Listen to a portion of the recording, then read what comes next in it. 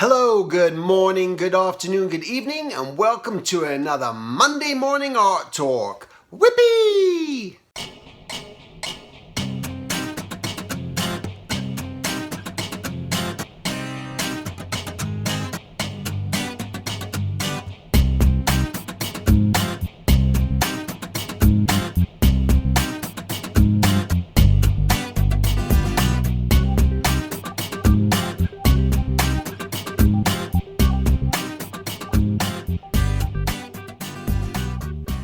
Alright, so just as a reminder, don't forget to show up to the GZA Ground Zero Animation Expo, gzaexpo.com. Check it out. It's going to be an animation event. It's coming up next month. It's going to be awesome. You'll enjoy it. So check it out. It's free to get in, and then you can pay. I think it's if you want to get on panels and stuff. It's like $10. It's like $20 for the whole day or something. Just really affordable and awesome. Check it out. I'll be there. I'll be on a couple of panels myself. And even if you come by and just say hello to me, I'll say hello to you. Hello. All right. So today, what I wanted to talk about was.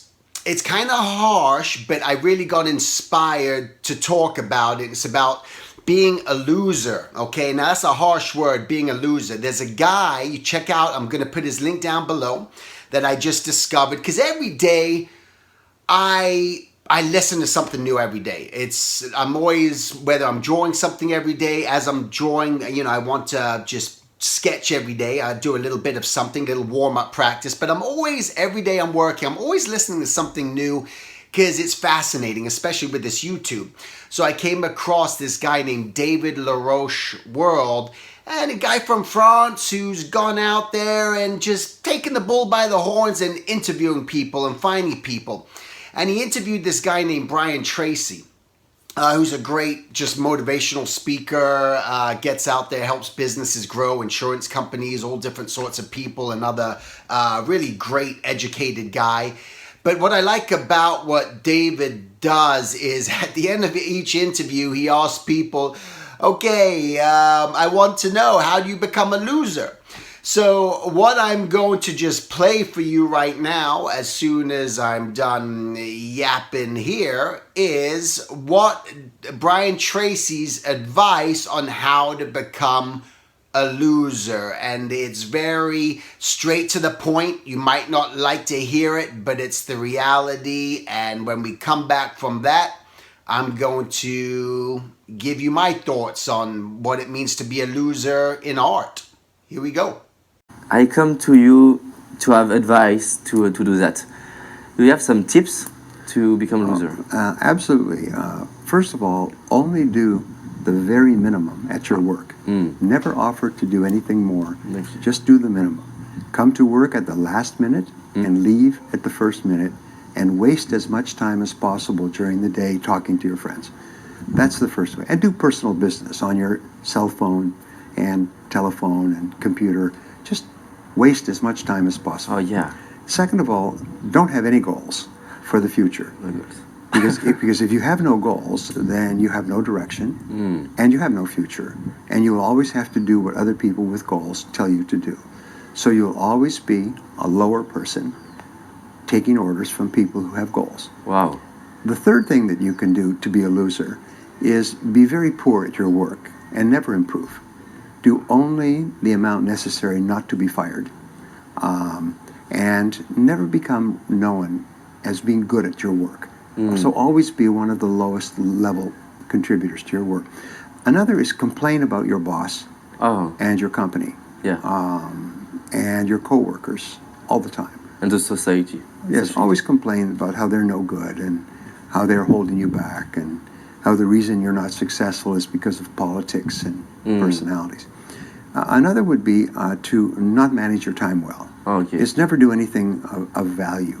Is never plan your days. Just do whatever happens during the day. One of the very best ways to be a loser is to be critical. Oh. Criticism of yourself, but especially criticism of others, is the fastest way to destroy human relationships. So you will never have any good friends. You'll never have good relationships. If you have children, your children will never be happy. Your spouse will never be happy, and nobody will like you. That's great. Yes. So those are some really, really good ways to be a loser. Okay, so maybe that, rubbed you the wrong way. Maybe you said, holy moly, I am doing all these things that are a little bit lazy. So I kind of want to add to that. I just kind of want to add to, how do you not succeed? How do you not move forward to the next level? And especially with art. And so it's a lot of the same things he said. But the reality is that, well, I'm not going to succeed in art because I'm not going to practice every day. And I'm not going to learn something new. I'm not going to take other people's advice when they give me advice on what it is that I need to improve. That's a sure way that this will take a lot longer for me to get there. I'm not going to research new artists. I'm just going to stick to the one artist or that I like, or the one sort of style. And especially if maybe you're doing anime or manga and you want to work in the industry and that's all you're going to stick to. And I'm just going to stick to that. And I'm not going to do anything else because I don't want to do anything else. So even though I want to work in the studio, so that's a way that you're not going to succeed within your art. Okay. Another way that you're going to become unsuccessful in art is to just not go out and work on the things that you struggle in because you just kind of want it to be easy. You just want the pixie dust. You just kind of want people to give you a quick magic formula and then all your problems will be solved and that you don't have to really do so much, anymore. Okay?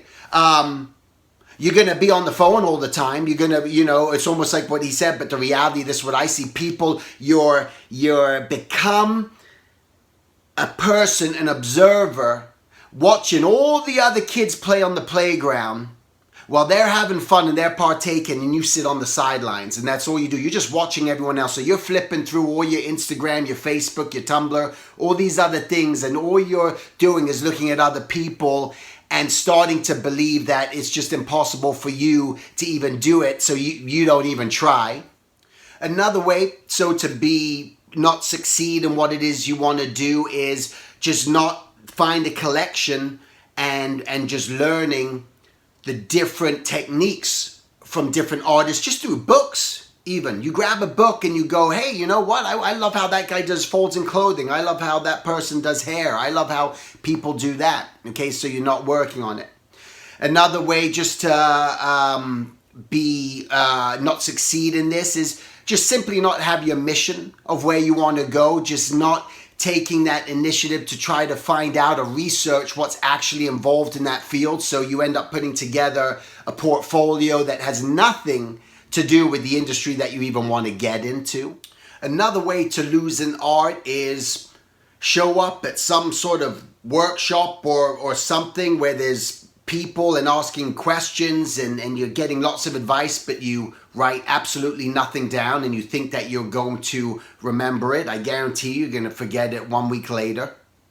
Another way just to lose in art, so to speak, is only do an artwork when you're told to do that artwork and do nothing above and beyond because it's just easier that way and you don't have to put in that much effort. So maybe I just might stick to working and do prompts because it's some sort of drawing thing for some sort of month, and that's the only time that I'm ever really gonna go really hard at it, is because someone else is telling me to do it.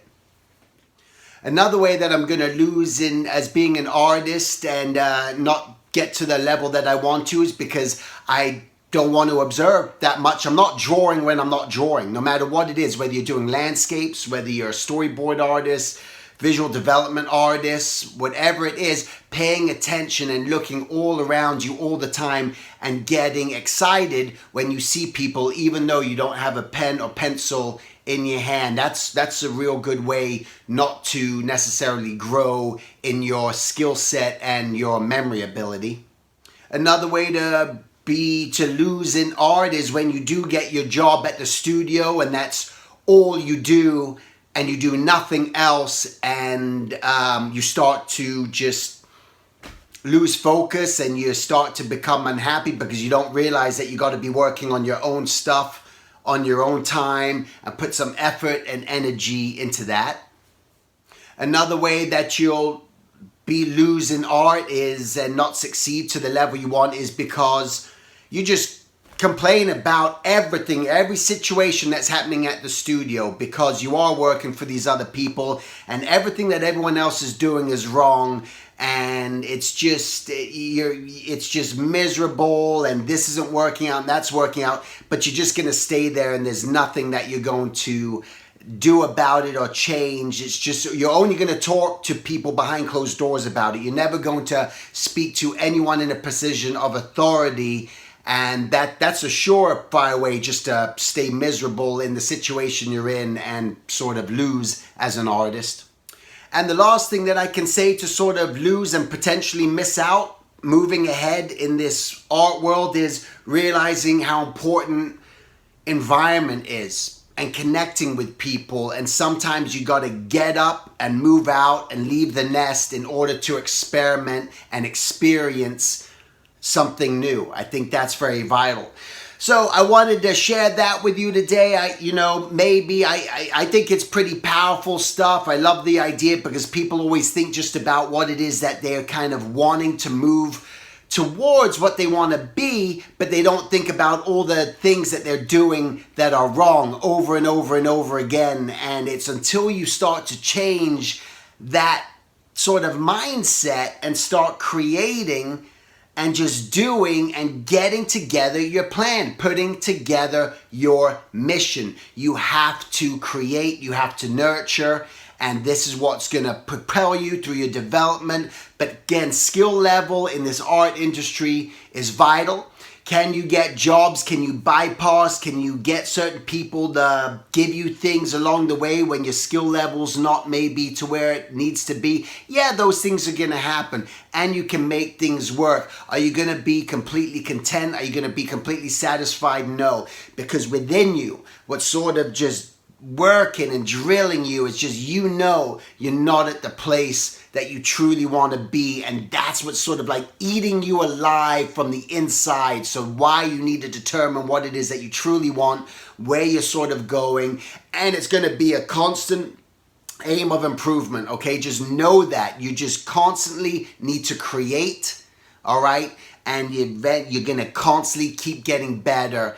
And there's a great quote that I'm not sure who said it, but what is it? It's like in my head right now is your effort determines your outcome. And that's the bottom line. How much effort you're going to put into the situation and the things that you want to do are going to determine where you're going to end up. And if you feel like that you're not moving forward or you're not getting anywhere, and you say that I'm drawing so much and I'm doing all this all the time, well, maybe you got a lot of bad habits, and maybe you're showing your artwork to the wrong people and getting the wrong opinions. So it's just vital that you make sure that you get the truth and you can handle the truth. You have to be able to handle the truth, okay? Because that's going to be what's going to push you to the next level. If you're too argumentative, if you're too resistant, it's not going to change. All right. Thanks for watching. If you guys are interested at all in my just Skype mentorship session, go to silvertunes.com/mentorship, and I'll meet up with you, hook up with you, and help you along your journey. Thanks so much for watching, and I'll talk to you guys next week. Take care. If you live in Orlando, Florida, be sure to check out my upcoming workshop next month.